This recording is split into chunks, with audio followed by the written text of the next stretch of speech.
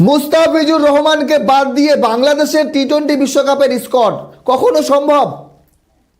আইসিসির 3টি নিয়ম সামনে এসছে। প্রথম নিয়ম, মুস্তাফিজুর রহমানকে বাদ দিয়ে বাংলাদেশের টি-20 বিশ্বকাপের স্কোয়াড গঠন করতে হবে। নিয়ম 2, বাংলাদেশের কোনো দর্শক বাংলাদেশের জার্সি এবং বাংলাদেশের পতাকা নিয়ে কোথাও ঘোরাফেরা করতে পারবে না। নিয়ম 3, বাংলাদেশের নির্বাচন যত কাছে আসবে তত ঝুঁকিপূর্ণ হবে বাংলাদেশের বিশ্বকাপ খেলা ভারতের মাটিতে। যদি এই 3টি নিয়ম মানতে পারে তাহলে বাংলাদেশ নিশ্চিন্তে ভারতের মাটিতে বিশ্বকাপ খেলতে পারবে। এই রকম একটি ফরমান নাকি এই রকম একটি চিঠি দেওয়া হয়েছে বিসিবিকে। বাংলাদেশের ক্রীড়া উপদেষ্টা আসিফ নজরুলের একটি আমি ইন্টারভিউ দেখলাম, জাস্ট দেখে আমার চোখ বড় হয়ে গেছে, কান তো খারাপ হবেই।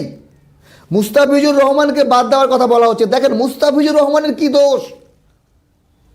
প্রশ্ন ছিল কি, বাংলাদেশ ভারতে যদি সুরক্ষিত না থাকে তাহলে শ্রীলঙ্কায় সুরক্ষার সাথে খেলতে পারবে। তো বাংলাদেশের ম্যাচগুলো শ্রীলঙ্কায় হওয়ার কথা ছিল। মাঝে খবর আসলো যে না, কলকাতা এবং দিল্লির যে ম্যাচগুলো হওয়ার কথা সেগুলো সরিয়ে চেন্নাই বা কেরালাতে নিয়ে যাবে। কিন্তু এখন যে আপডেট দেখেন, একেবারে মিথ্যা মনে হয় না, তা না হলে প্রেস কনফারেন্সে এসে এরকম কথা বলা যায় না। কিন্তু এটা কখনো সম্ভব? যদি অস্ট্রেলিয়াকে বলা হয় যে ট্রাভিস হেডকে বাদ দিয়ে স্কোয়াড গঠন করো, যদি ইন্ডিয়াকে বলে জাসপ্রীত বুমরাকে বাদ দিয়ে, যদি পাকিস্তানকে বলে শাহিন শাহ আফ্রিদিকে বাদ দিয়ে, যদি আফগানিস্তানকে বলে রাশিদ খানকে বাদ দিয়ে, তাহলে কি সম্ভব? মানে আইসিসি কি বোঝাতে চাইছে? ভারতে কি বাংলাদেশের খেলা খুবই ঝুঁকিপূর্ণ? ভারতবর্ষের সুরক্ষা ব্যবস্থা নিয়ে কোনো প্রশ্নচিহ্ন আছে?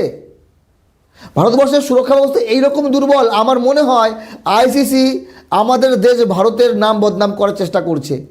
এইরকমটা হতে পারে না। আমাদের দেশ এতটা সুরক্ষিত যে সেখানে বাংলাদেশের দর্শকরা জার্সি পরে ঝান্ডা নিয়ে ঘুরবে আর ঝামেলা হয়ে যাবে? এতটাই ঝুঁকিপূর্ণ দেশ আমাদের ভারতবর্ষ বাংলাদেশের জন্য? সেটা আপনারা কমেন্ট করে জানাবেন। আর আইসিসি এই যে 3টি কথা বলেছে, প্রথম কথায় তো বাংলাদেশ বিশ্বকাপ খেলবে না। মুস্তাফিজুর রহমানকে বাদ দিয়ে বিশ্বকাপ দল গঠন করো, বিসিবি কখনো করবে? বাংলাদেশের জনগণ কখনো সায় দেবে? বাংলাদেশের সরকার কখনো মুস্তাফিজুর রহমানকে বিনা কারণে বাদ দিয়ে দেবে? এই রকমটা কি হতে পারে? সেটা আপনারা কমেন্ট করে জানাবেন। বাকি আমার বেশি কিছু বলার নেই।